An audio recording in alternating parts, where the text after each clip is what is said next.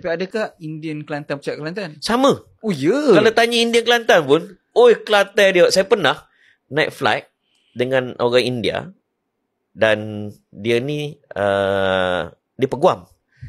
Saya kecek Kelantan dia. Pom. Lepas tu saya sengaja tanya dia. Siva nama dia. Siva. Sebab masa tu Tok Guni Aziz Mufti Besar Kelantan.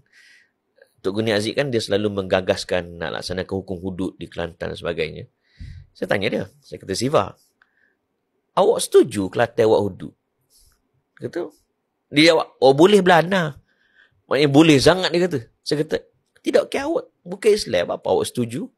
Dia kata, dah kita tak curi, nak takut gaponya. Dia kecek Kelantan. Dan dia melihat hudud ni bukan satu ancaman. Dia kata, kalau kita bukan mencuri, nak takut apanya?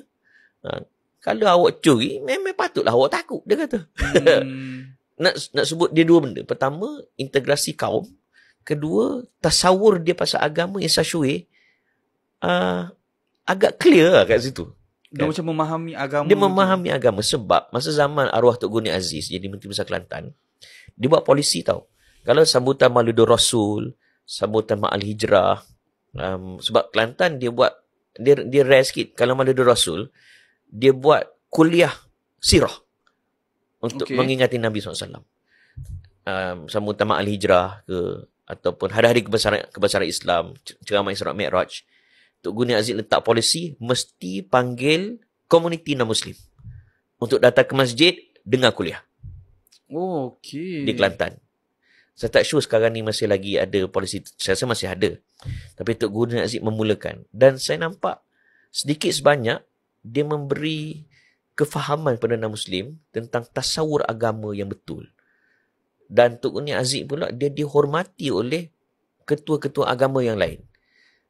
Disebabkan itulah saya rasalah sedikit sebanyak dia memberi impak kepada kefahaman non-Muslim pasal Islam. Adakah Chinese Kelantan masuk Islam ramai? Saya tak ada statistik tu.